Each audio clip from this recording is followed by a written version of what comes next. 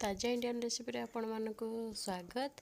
आज आम सागर गोटे रेसिपी बनवा प्योर वेज वाला जमीक आप पूजा पार्वण में बन पारे। ये किसी बैगण काटिक रखी ये शाग भल भाव बाछी काटी नहीं ये किसी बड़ी नहीं अदा कि छेचिक नहीं स्वाद अनुसार लुण नहीं आबे आम कौन करवा ना सेकेंड स्टेप को जीवा माने या प्रिपरेशन करवा।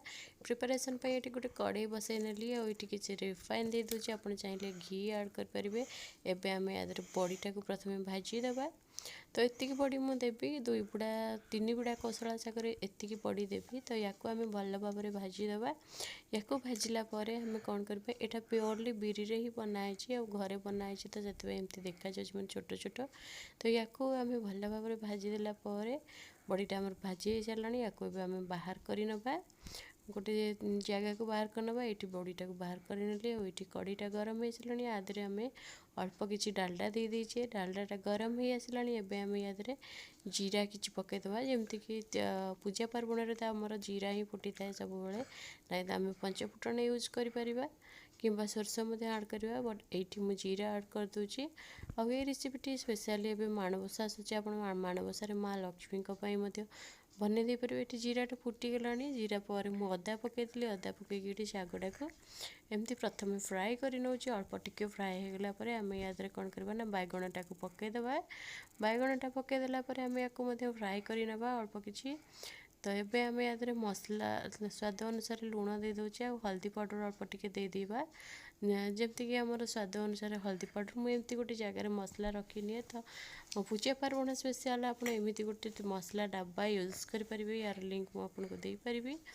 तो ये आम कौन करवा ना या एमती मिक्स करदे हल्दी पाउडर लुण सबकि पड़गला या मिक्स करदे मिक्स करके किसी समय घोड़े नवा।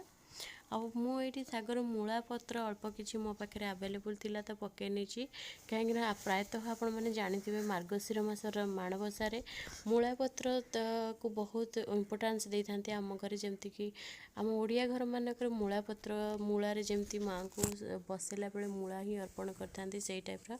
तो देखी नि याद केते सारा पानी बाहरी गला। एबे मु याद बड़ीटा को ऐड कर दीची ऐड करके एमती गोटे थाली मध्यम घोड़े देती। तो ये गोटे 5 मिनिट पर देखो बाहर कर बड़ीटा बहुत बढ़िया फुली जाइए। आम या मिक्स करदे आ बहुत ही बढ़िया बास्ना आसूँ जमती कि आप पूजा पार्वण में घी ऐड करके रोसे कले केते बढ़िया बास्ना आसे। प्योर वेज रेसिपीर फ्लेवर ही सबुठ अलग। आम एत नॉनवेज बनाए सब करे फिर भी यार फ्लेवर बहुत बढ़िया और यहाँ बहुत इजीली बनैली। मुझे याद मुझे सारू को काटी नहीं सारू को भल भाव में सीझे देती तो ताकू याद पकई दूची सारू सहित जो शागर डांग गुड़ाक जमती कि आम पत्र बाचिक डांगटा को मुझे सीझे देती। तो या मुझे मिक्स कर नौची हे बनीगला आमर ये बढ़िया सा शाग सारू बड़ी रे संतला माने कोसला शाग सारू बड़ी मूला पत्रर संतला या माँ महालक्ष्मी पाखे आप अर्पण करेंगे। स्पेशली मार्गशीर नहीं तो पूजा पार्वण स्पेशल आप अलग दिन मानक बन देखिए खाईपर बहुत बढ़िया। आ जो मैंने प्योरली वेजिटेरियन एमती कि विदाउट ओनियन गार्लिक वाला से बहुत ही हेल्पफुल हम। तो जदि ये रेसिपीटी आप भल लगी निहाती गोटे गोटे लाइक करेंगे कमेंट सेक्शन में आपर मतामत जनइबे और शेयर करने को बिल्कुल भी भूलें। आप फ्रेंड्स फैमिली मान सहित शेयर करेंगे। आदि चैनल नुआ सब्सक्राइब करने सहित पाखर बेल बटन टी दबाई देवे और ऑल सिलेक्ट नोटिफिकेशन को सिलेक्ट करदेवे। ताद्वारा मुझे जहाँ किसी भी रेसिपी अपलोड करी तार नोटिफिकेशन आपन पाखे तुरंत पहुँचीज। तो बनीगला आमर ये शाग मुग सरी शाग सारू बड़ी आ कोसला मूला पत्रर बढ़िया सा गोटे संतला। एवं आम या घोड़े आउ किसी समय रखीदे जमती कि गोटे 2-3 मिनिट पर्यंत। तो यटा को 2-3 मिनिट हो आसी गला तो या बाहर कर देखी नि पूरा पानीटा को आब्जर्व कर नहीं सारूटा भल भाव में मेल्ट हो जाए सहित या आप गरमा गरम जहाँ सहित भी सर्व जमीक रुटी सहित पराठा सहित जेकोसी खाद्य सहित सर्व करेंगे।